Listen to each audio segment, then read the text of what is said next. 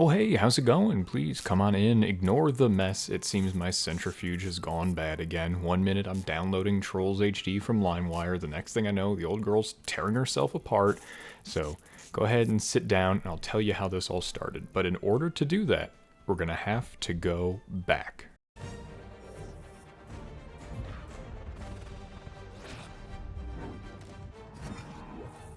To 2005. The year is 2005. Hurricane Katrina is ravaging the US coast. George Bush doesn't care about black people. YouTube's content creators go to the zoo, and Bush is starting his second term as US president. Meanwhile, on the other end of the world, things are heating up between two major players in the Middle East, Israel and Iran. You see, Israel and Iran have been going at it for a long time, and Iran is reportedly beginning its own nuclear program, which is setting off alarm bells for Israel. Around this time, Israel states that if Iran were close to building their own nuclear weapons, then they would begin to deploy airstrikes targeting Iran's facilities in an effort to stop them. Now, this makes Bush and his administration anxious. Attacks from Israel against Iran could spark another war in the Middle East, thus pulling more resources from the US as we attempt to intervene. Luckily, nothing concrete about Iran's nuclear program has been found, until something concrete, or rather metal, is dropped on the president's desk. Destroyed pieces of a centrifuge were found in Iran that had applications for nuclear testing.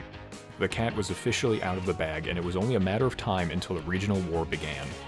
The White House, however, had another plan. The three-lettered boogeymen, the CIA, concocted Operation Olympic Games, a non-violent plan for the US to destroy Iran's facilities without them ever knowing it was us. So, in a last-ditch effort to prevent a war in the Middle East, the US partnered with Israel like one of those KFC Taco Bell buildings, and they got to work making malware.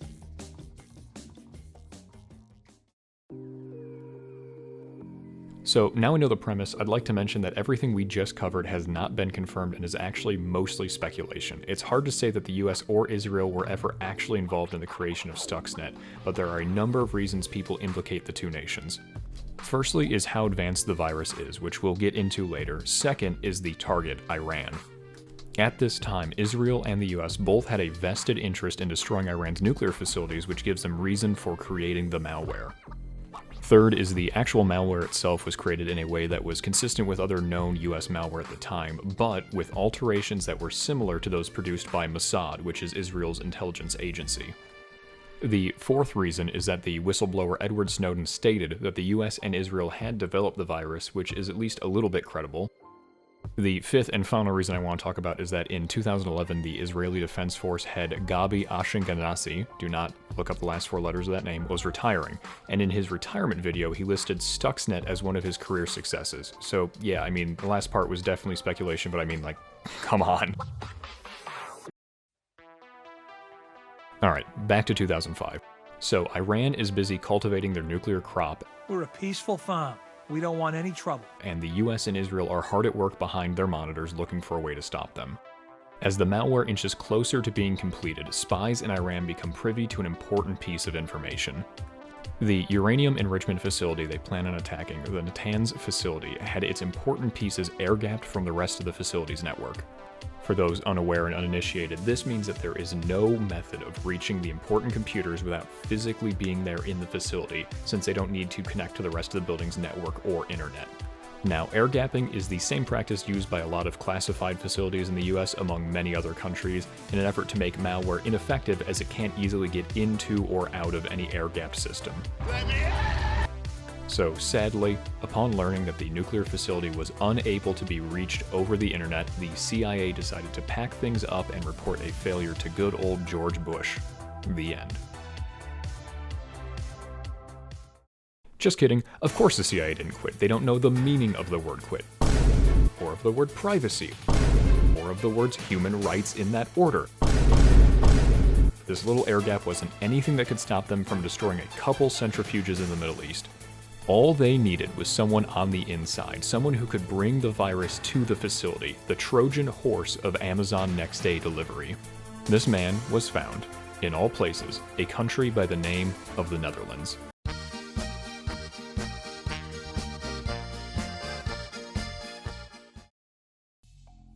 The AIVD in the Netherlands acts as the Dutch CIA of sorts, and within their ranks is a man by the name of Eric van Sabin.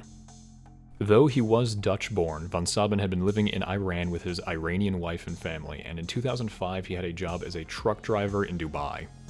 So, in the mid-2000s, while they were looking for their in at the Natanz facility, the CIA ended up turning to the AIVD asking for help.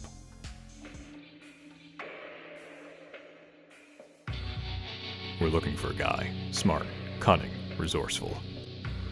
Oh, yes. We like Mr. Eric. He very brave and doesn't afraid of anything. Perfect. In a meeting with the AIVD, CIA Director Michael Hayden is discussing his plans for a top-secret mission. He claims that it is crucial for the AIVD to sneak water pumps into the Iranian complex and install them onto the network. He states that doing so would cause systems to break down in the facility, thus preventing Iran from making progress on its program. At the time, the AIVD and CIA shake hands and the plan is set. Von Sabin wakes up in the morning, ready for work, hands shaking as he loads the water pumps into his truck and makes way for Natanz. Not much is known about his time in the facility or who helped him. What is known is that the pumps were attached and the facility was compromised. Eric von Sabin had successfully completed his mission and rode off into the sunset.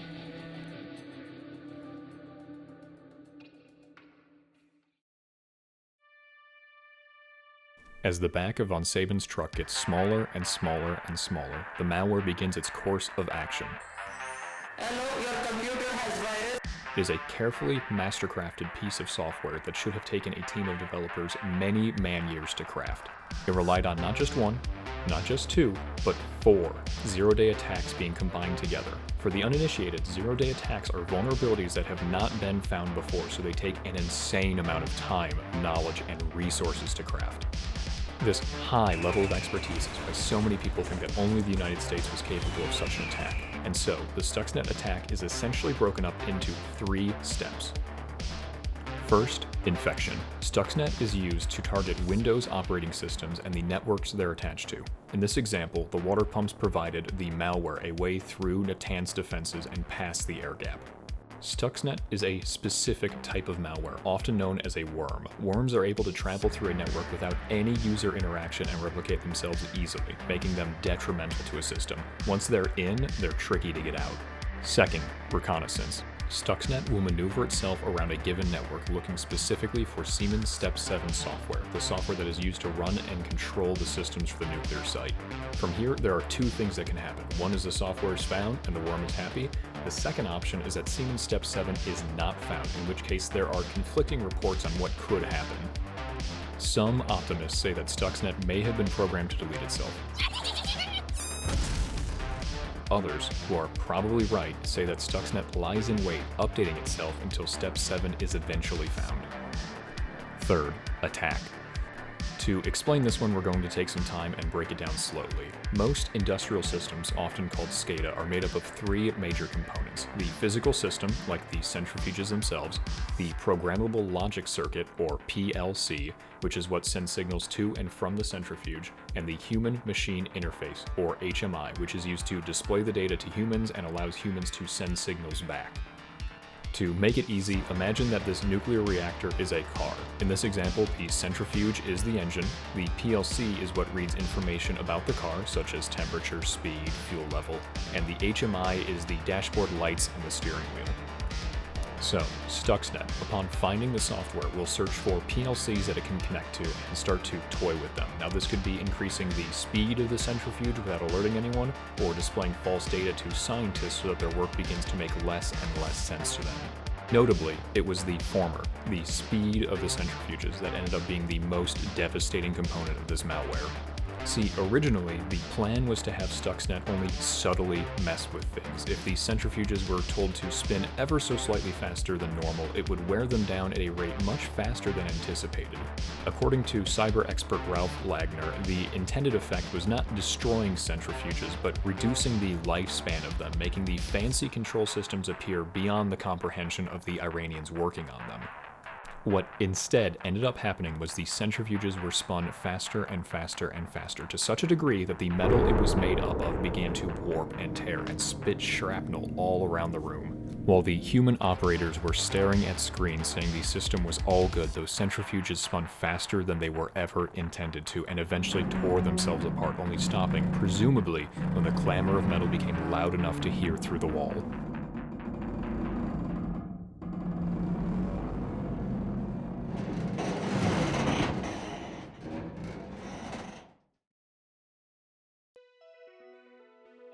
Natanz nuclear facility never publicly disclosed that the malware ever destroyed their centrifuges, but satellite images taken after the attack confirmed that over 2,000 centrifuges were being rolled out into the facility's trash heap by some very hot and very likely tired guards. Before we continue talking about the attack and its effects, I'd like to talk once more about Mr. Eric von Sabin. Upon riding into the sunset starts to look a little bit more like his home. After connecting the water pumps, he rushes home to his wife and family. All this time, they had just known him to be a truck driver in Dubai. Never once had they assumed that this man was working undercover for international intelligence agencies.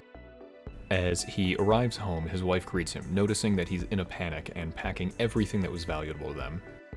He was so upset, his wife said later in an interview, quote, "He insisted that we leave immediately," unquote. 2 weeks after the attack, von Sabin had fled from Iran and was now in Sharjah, which is near Dubai. On January 16, 2009, while traveling down the road on his motorcycle, he leaves the road and flips over, breaking his neck. He's survived by his wife and children. After von Sabin's death, several employees of the AIVD began raising questions, nervous about what this may mean and the circumstances surrounding his accident. The AIVD's response was simply, quote, "He paid a high price," unquote. It was never personal. Conversations with first responders who were at the scene saw no evidence of foul play and didn't know what reason he'd have to run off the road in the manner that he did. His mother, upset at all of the information that's come out about her son and unaware of his involvement, agrees to hold an interview with reporters. In this interview, held 15 years after the event, she recounts, quote, "Eric was good at keeping things to himself," unquote, and remembering him fondly with the words, "Eric was good with computers." Further investigation into the AIVD's role in the Stuxnet virus revealed that many Dutch politicians did not know that this attack was occurring. It is believed that even the Prime Minister of the Netherlands was unaware of what was unfolding. Further, the Dutch AIVD had not even been told the nature of the attack. They indeed knew that they were attempting to damage the nuclear facility, but reports conclude that the CIA did not indicate that it would be a computer virus, the first of its kind. The Netherlands truly had no idea what can of worms they would be unleashing onto the world. Alright, to reiterate, it is believed that von Sabin placed the infected tanks in the facility sometime after 2005, most likely in 2007. The worm itself was not actually discovered, or at least made public knowledge, until sometime in 2010, and the reason behind why is actually kinda curious. See, apart from the actual attack vectors, Stuxnet had other modules that were created to do specific things, and one such module was the ability to update itself. Upgrades, people, upgrades! Stuxnet has capabilities that have been programmed into it that will allow it to connect to the internet and update itself when new code is sent to a designated server. I hate them! I hate these stupid updates! But as we've mentioned before, Stuxnet is often deployed, and at least in this instance was deployed, in an air-gapped system. This would typically mean that it can't update itself as it can't reach the internet, but Stuxnet was capable of remembering a chain of peer-to-peer connections that allowed it to have external access, even in an air-gapped system. In one of these updates, there was a bug that caused Stuxnet to travel outside of the industrial control systems it had been air-gapped to and was now loose, running through other systems in the facility. And now, we will show you a dramatization of what probably happened in March of 2010. It's currently Friday morning, and a Natanz contractor is arriving to work with his classified laptop. He begins his morning routine at work by rolling out another destroyed centrifuge, grabbing a coffee, and booting up his laptop. As his coworkers attempt to stop the metal from destroying itself, he connects to the facility's Wi-Fi and begins to read the news to brighten his day. News headlines today read, "Princess Toshi of Japan leaves school due to bullying." Sacre bleu pour girl. On, baguette. Eiffel Tower. He thinks to himself. As the YouTube poops flash across his screen, he is unaware that the Stuxnet virus, the same virus causing the facility to burn through centrifuges, has gone AWOL and is currently using its level 100 sneak to break into his laptop and begin its work again. Stuxnet doesn't find anything on his laptop apart from some furry art and a misplaced homework folder. Oh, no. You see, the child porn, it was just a goof. As lunchtime approaches, as is common with workers in Iran, it's time for this contractor to move on and wrap up work at some other new facility. As he unplugs his laptop and hops into his car, he wonders what he may have for lunch. Upon arriving at the new facility, McDonald's in hand, he connects his laptop to their local network and once again diligently dives into his work. The contractor is completely and understandably unaware that Stuxnet has awoken from its slumber and is now spreading through the systems, once again searching for Siemens. As the day comes to a close, the contractor yet again packs up and returns home for a lovely weekend. As he plays a bootleg copy of Euro Truck Simulator on his work laptop, Stuxnet is still there, silently searching and waiting for more network connections to travel through, more devices to clone itself on, and more control systems to destroy. It's this scenario, repeated for every contractor at the Natanz facility, and every contractor at secondary sites that these workers go to, on and on and on in an ever-growing chain that most researchers believe allowed Stuxnet to escape containment at the Natanz facility. It would be another couple months before Stuxnet was discovered. One evening, an Iranian office is experiencing Windows issues, weird reboots, blue screens to death, those sorts of issues. The on-site IT guy had just freshly installed new operating systems on these computers, so something strange was occurring. Unable to solve the problem, the IT guy calls a friend of his, Belarusian citizen Sergei Ulasin, who was at the time engaged in wedding festivities. Being the best friend you could ask for, or perhaps just at a bad wedding, Ulasin retreats into a private portion of the venue where he will spend the remainder of his evening on the phone. After many hours of intense work and wedding neglect, Ulasin and the IT team managed to isolate Stuxnet. When conducting the autopsy, they are able to see just how many zero-day attacks were within and what they were truly dealing with. From here, Ulasin and his team understand that they need to share their knowledge with the security communities all over the world, and Stuxnet has all of its secrets laid bare.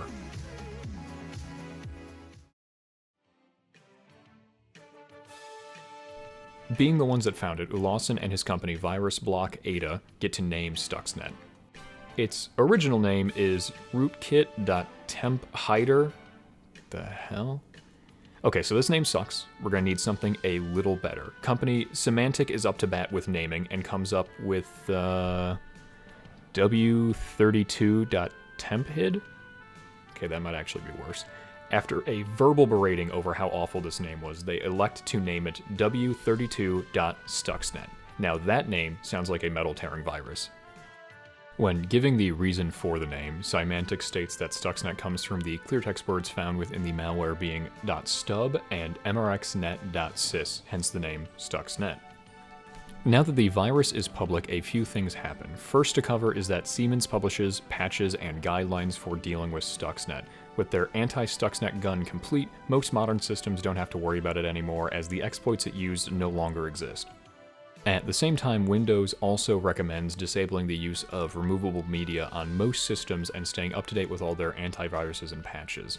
Some experts claim that since the worm can alter the external PLCs, that these should probably be looked at every once in a while to make sure nothing is fishy.